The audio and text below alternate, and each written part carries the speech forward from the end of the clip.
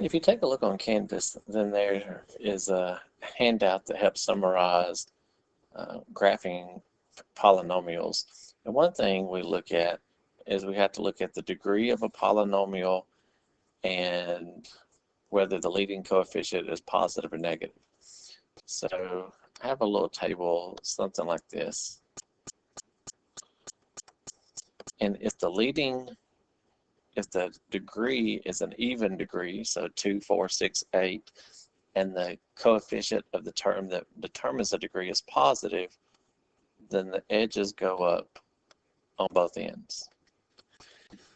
If the degree is even and the leading coefficient is negative, then both ends go like this. If you think about a parabola is a second degree polynomial. If the coefficient of x squared is positive, our parabola does this. On the other hand, if the coefficient is negative, our parabola does that. And the same is going to be true even if with larger degree polynomials. So even polynomials, both ends are up or both are down. For odd polynomials, one end is up while the other is down. If the leading term is positive, we're up on the positive side. If the leading term is negative, we're up on the negative side. So we will look like this. So when we say leading term, it's not necessarily the one that's in the front as it's written, it's the one that's in the front if it were written in descending order. So this term dictates the degree because that's the largest exponent. So this is a fourth degree polynomial. The coefficient of that term is a positive 1/8. So an even degree with a positive leading coefficient, then ours is going to do this. So that's what happens on the edges of the graph. We look at this one. The largest exponent is 6. So this is a sixth degree. The leading coefficient is positive. So since our degree is even with a positive coefficient, then we're up on both ends.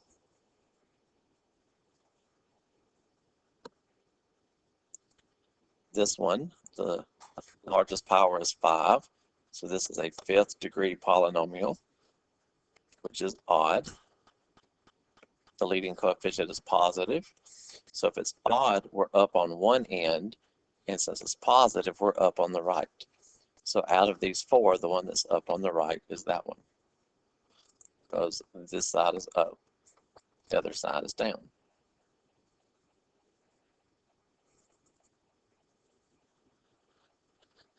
If we go back and look at this previous one, this one, while we might not know the degree of it, it's even because both ends are going in the same direction, and the leading coefficient would be negative. For this one, the ends are going in opposite directions, so that degree would be odd, and it's up on the negative side, so the leading coefficient would be negative. And for the last one, both ends are the same direction, so it's an even degree. They're both up, so it's a positive leading coefficient. So as I mentioned, there's a table on a handout that I've provided in Canvas to help summarize that. Then they ask us, is a particular number a zero of the function? And one way to do that is just by direct substitution. Just plug that number in. So everywhere we have an x, plug in the number given, and see if it makes that polynomial 0. If it does, that means that that particular number is a 0 of the function. If it doesn't, then it's not a 0. So 2 to the 4th is 16. 2 cubed is 8 times 7 is 56. 2 squared is 4 times 5. 3 times 2 is 6, and then minus 26. So let's see, this would make negative 40. If we add 20 to it, that would make negative 20. If we subtract 6, that would make negative 26. And then if we bring another minus 26 down. Negative 26 minus 26 is negative 52. So that's not a 0. In this case, if we plug a 2 in, we actually get negative 52, not 0. Just real quickly, double check my signs.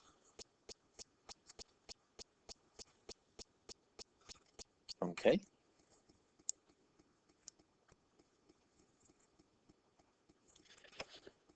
Then they ask us, instead of just trying a number to see if it is a 0, they ask us what is a 0 of a polynomial. So we actually have to find them. Remember the 0 product rule when we solve quadratic equations by factoring. If we have a product on one side equal to 0, then one of those numbers has to be 0. The only way we can have a product and the answer be 0 is if one of those numbers is 0. Because 0 times anything is 0. So notice this is factored. If we want to find a 0, we're looking for what makes this 0. So we have 1, 2, 3, 4, 5 factors. The first factor can't be 0. It's not possible for negative 3 to be 0. So that doesn't give us anything. But the next 3 are all x plus 2. So let's see what makes each of those 0. If we subtract 2 from both sides, we get negative 2 makes that one and that one and that one all 0. Now, we didn't write x plus 2 equals 0 3 different times, but each of those 3 are going to get this same answer for what makes each of those factors 0. So we would say this one has a multiplicity of 3.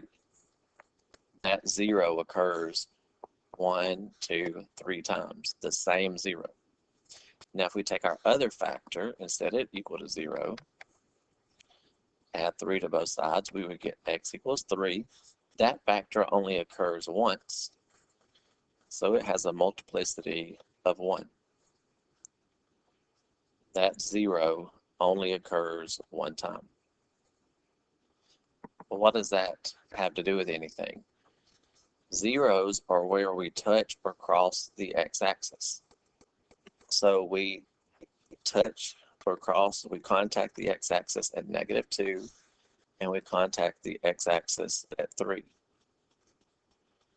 Each of those values, negative 2, make our function 0, and 3 makes our function 0. If the multiplicity is an odd amount, not the 0, but if the multiplicity is an odd amount, then at that particular 0, we cross the x-axis. We cross it. So sometimes we just bounce off the x-axis, that's a touch. But if we go through the x-axis, that's a cross. So we do this when we have an odd multiplicity. We do this when we have an even. Now, obviously, this picture down here doesn't represent ours because both of ours are odd.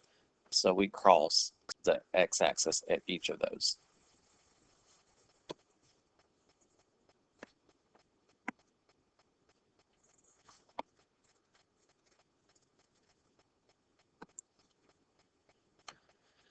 All right, we have another one.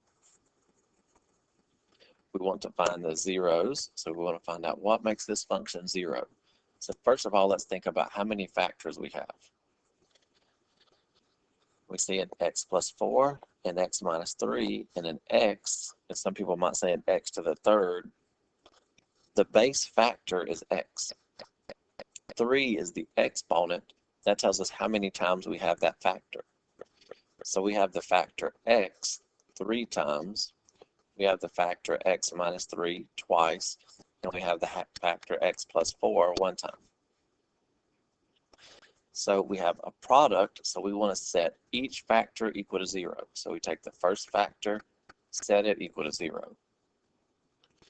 And technically, we should probably do that 3 times. But we're going to get the same answer every time.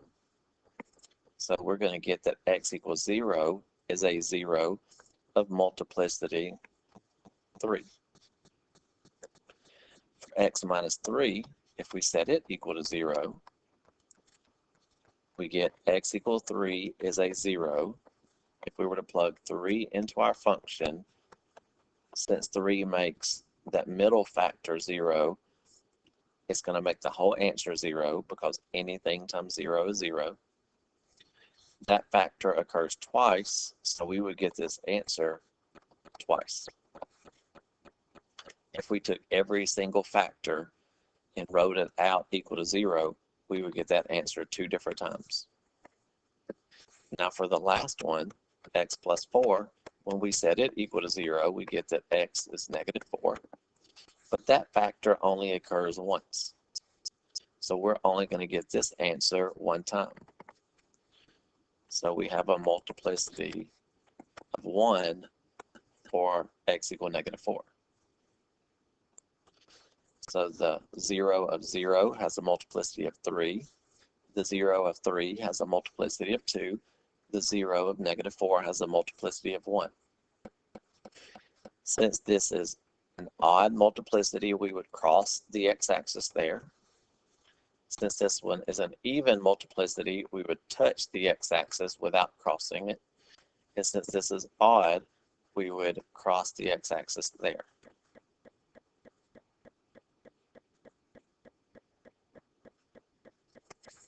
Now let's look at 2 more. If our function is not already factored for us, and we need to see what makes our function equal to 0, then we have to use other techniques. Now we cannot use a quadratic formula here because this is not a quadratic equation. It's a 4th degree polynomial. But some of us may notice that this factors. While it's not quadratic, it's kind of like a quadratic in that the largest exponent is twice the middle exponent, and then we have a constant on the end. To get an x to the 4th, we could call that x squared times x squared. For that to be positive, we would have to have 2 signs that match, and this tells us they're both negative. And what numbers multiply to make 8 and add to make 6? Well, that would be 4 and 2. If you were to check that by distributing, you would get an, let's see, let me change pens. Get an x to the 4th minus 2x squared and minus 4x squared, so that's minus 6x squared, and that would make a positive 8.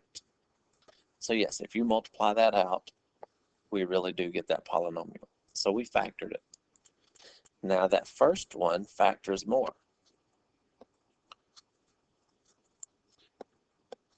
X squared minus 4 is a difference of squares, so we can call that x minus 2, x plus 2.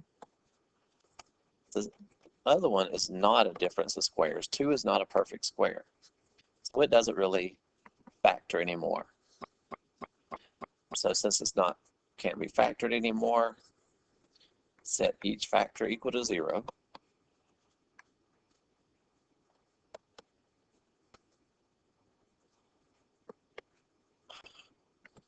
Page is wanting to jump around on me.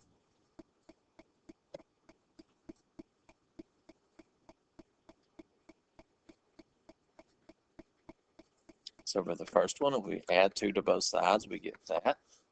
Subtract 2 from both sides, we get negative 2. Each of those have a multiplicity of 1 because each of those factors occur one time apiece. If we go to the next one, we could add 2 to both sides, get rid of the square, take the square root of both sides, so we get x is plus or minus the square root of 2. Notice that's 2 different answers. That's x equals root 2 and x equals minus root 2. Each of those answers occur once, so they each have a multiplicity of 1. So notice we have 1, 2, 3, 4 zeros, each having a multiplicity of 1. And what's the degree of our polynomial? It's 4. Since all of those are odd, each 0 is going to cross. We're going to cross the x-axis at each 0. Now, we won't finish this next one, but I just want to briefly give you a refresher on how to factor one like this.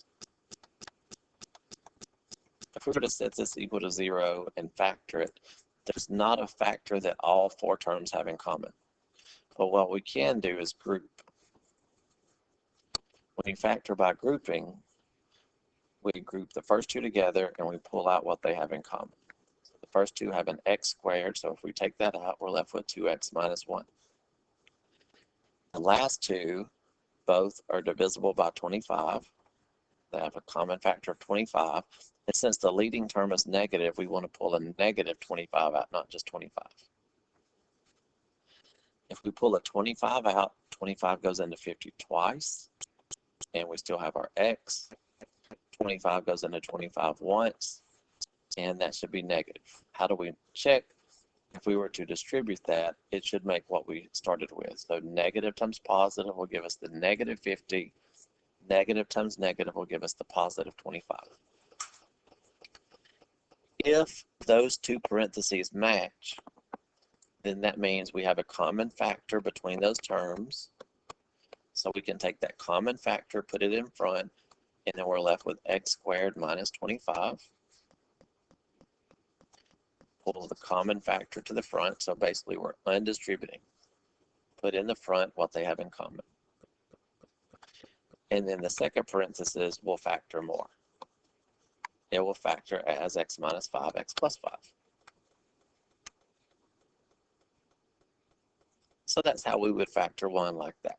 That's called factor by grouping. We're going to eventually see that the parentheses, those parentheses don't always match, and when they don't, factor by grouping just doesn't work. So that's 4.1.